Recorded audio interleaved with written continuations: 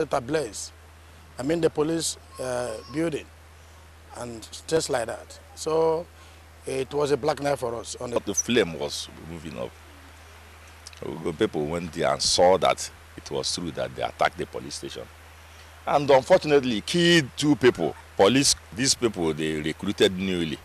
The Obiozos resident incident has also been condemned by many, including the Imo State Governor Hope Uzodimma, who says the attacks are unwarranted and appealed to indigents of the state and politicians in particular to embrace peace. For residents of Omogoma, the appeal is for increased security around the area. We urge that the federal government should look into the security situation of the country and see how they can remedy it. The Imo State Police Command has, however, pledged to fish out perpetrators of both attacks. In Owerri, Lorita Arinze-Gwim, NTA News.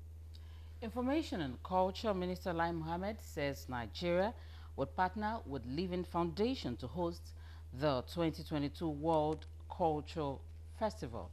The minister stated this at an event in Lagos to commemorate this year's International Day of Happiness. Anthony Forson reports. The World Culture Festival, which will mark the 40th anniversary of the Art and Living Foundation, a volunteer humanitarian and educational non-governmental organization, is a center that caters for the health, wellness, and alternative medicine through alternative and natural measures to ease stress and its associated challenges. The Art of Living, as we can see from the video, is actually offers a stress elimination and self-development programs based on breathing techniques, meditation, and yoga. Expressing delight that 90% of the patrons of Happiness Center are Nigerians seeking to harness the efficacy of alternative medicine. Especially in a mega city like Lagos, where residents seem to be in a perpetual state of activity. Like we've been told today, what causes stress is when you have too many things to do within a very short time. And when you worry about tomorrow and you do not free yourself from yesterday.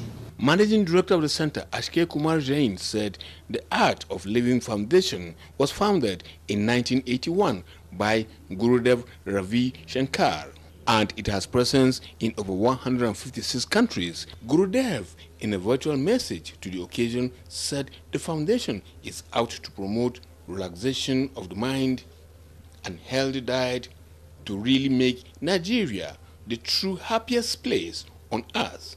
There was a raffle draw which saw Aziz Theophilus, a staff of the minister, winning the star prize of 350,000 naira of the center's procedure. In Lagos, Anthony Forson, NTA News. In another development, the Department of State Services says it has uncovered plans by some elements to stroke violence in parts of the country, particularly the North Central. A statement by the Public Relations Officer of the DSS, Dr. Peter Afunaya, indicates that the aim is to cause ethno-religious crisis, ignite reprisals, and heat up the polity. Similarly, the service says it is aware of a plot to use students, striking university lecturers, labor union, disgruntled individuals, and strategic groups, as well as exploit the global energy situation to carry out a mass protest like the End SARS. This is despite ongoing efforts by government to address the issues. The DSS wants the ringleaders and their cohorts to desist from such acts that are capable of causing breakdown of law and order, and assures that the service will, in conjunction with other security agencies, go after the sponsors of this scheme and ensure the law takes its course. While conflict built around ideological differences within and among political parties is considered a positive sign of a viral democracy, promoting or achieving national interests must always remain the ultimate goal and concern of all. This is the advice of stakeholders who are calling on political parties to draw lessons from old and recent history as the battle for the lever of party structures intensifies in the build-up to 2023 elections. Adeni Taiwo reports. Personality clash, power struggle, and differences in ideology are majorly responsible for intra-party conflicts. Nigeria's democracy, built around political party system as captured by sections 221 up to 229 of the Constitution, is not a stranger to wranglings within political parties. Going down the nation's memory lane, the First Republic was cut short after internal party wrangling between Chief Obafemi Awolowo and Samuel Akintola snowballed into a widespread violent crisis. Recent history also saw the ruling party, the All Progressives Congress (APC), barred from participating in the 2019 gubernatorial election in Zamfara State after it missed the deadline to conduct party primaries as stipulated by INEC. The time space for the parties to play with is not much again. You can look at APC. They have not even conducted their national convention. They don't even have officers who will supervise the primaries. I am also saying that even the PDP, which doesn't have the immediate problems of the APC, they don't seem to be better off. We see millions of people, and there will be conflict among them. There will be infighting, and at the end of the day, they will confuse the electorate. If the number of factions recorded during the October 2021 primaries of the two leading political parties in Lagos State is anything to go by, then there is the need for parties to rejig their dispute resolution mechanisms well ahead of the coming polls. Any of the parties that does not follow the provisions of the electoral must be given the full sanctions. The chief electoral umpire, INEC, is concerned and obviously working towards the integrity of the polls. Apart from announcing a timetable on election activities that must be complied with, the Commission is also playing an advisory role on how to manage divisive tendencies within political parties. And that's where we even have our legal department, where they cannot resolve it and they want, without even going to court, they want our alternative dispute resolution department. We can also assist. As Nigerians gradually march towards the 2023 general elections, there is a growing consensus that a successful poll is attainable if key players, particularly politicians, can act in national rather than personal interest before, during, and after the polls. In Lagos, Adeni Taiwo, NTA News. As part of the effort to ensure adequate safety on our roads, the Federal Road Safety Corps and the Ogun State Traffic Compliance and Enforcement Corps, TRACE, have commenced a joint sensitization drive on major traffic points in Abeokuta metropolis. Lekan Agbodo reports that the operation is to enlighten motorists and motorists on the need to obey traffic rules and regulations. The exercise, which is currently going on in 5 major traffic points, including Ibara, Shakpon, Akiolugbade in Itaiko, Yanomochuari, and NNPC Junction, has officers of the 2 traffic agencies on ground giving out leaflets to further enlighten motorists on safe driving. We'll bring you details of this report in our subsequent bulletin.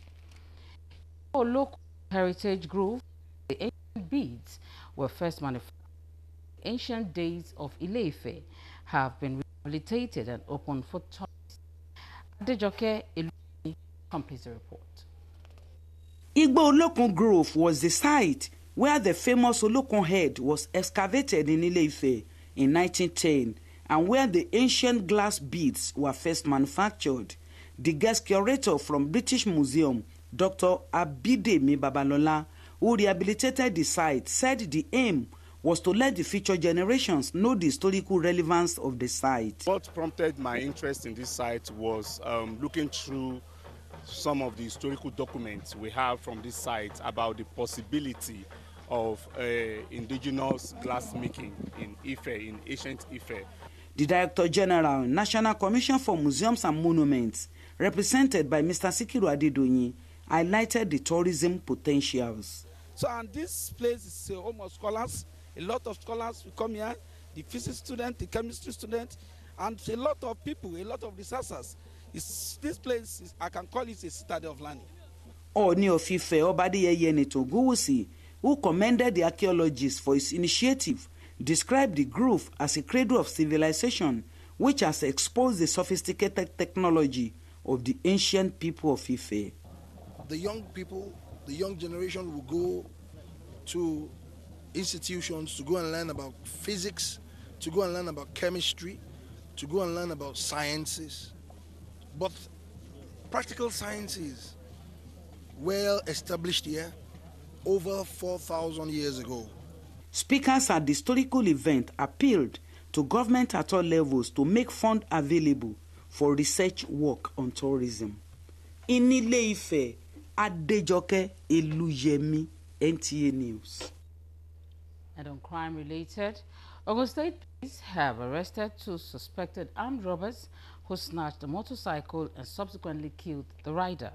A statement by the command's public relations officer, DSP Abimbola Oyeyemi, stated that the suspects, Ahmed Ismail and Oshoba Yakubu, were apprehended following a report lodged at Songo Divisional Headquarters on the 15th of March 2022 by one Buhari Saliu that his 25-year-old son Yusuf Buhari, who left home with his motorcycle a day before, was found dead in an uncompleted building at Araromi village via Ilogbo town, and his motorcycle is nowhere to be found.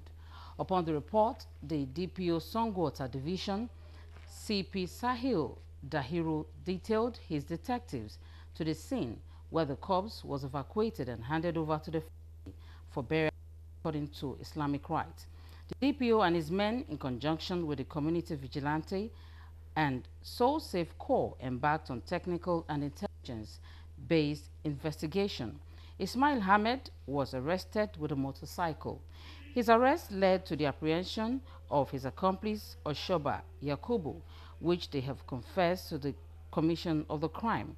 Meanwhile, the Commissioner of Police, CP Lanre Bankole, has ordered the immediate transfer of the suspects to the State Criminal Investigation and Intelligence Department for district investigation. And on a sad note, Sunshine Queens of Akure have lost one of their goalkeepers, Elizabeth Johnson. The death of the goalkeeper was announced in a press release signed by the team's media officer, Emi Atolagbe. Elizabeth Johnson was hale and hearty, trained with the team on Saturday, March 19, 2022. At the Ondo State Sports Complex, Akure. However, she later complained of feeling feverish and dizzy, and the team decided to take her to the hospital, but she died on the way. Christians have been advised to serve God wholeheartedly, repent from their sins, give their life to Christ, and leave behind enduring legacies. The Archdeaconry Diocese of Abeokuta African Church, Venerable Solomon Ajakaye, stated this in a sermon at the final funeral in honor of late Pa Israel Ajani Akimbawale held at the African Church Rock of Ages Parish, Owudotun, Abeokuta, Ogun State.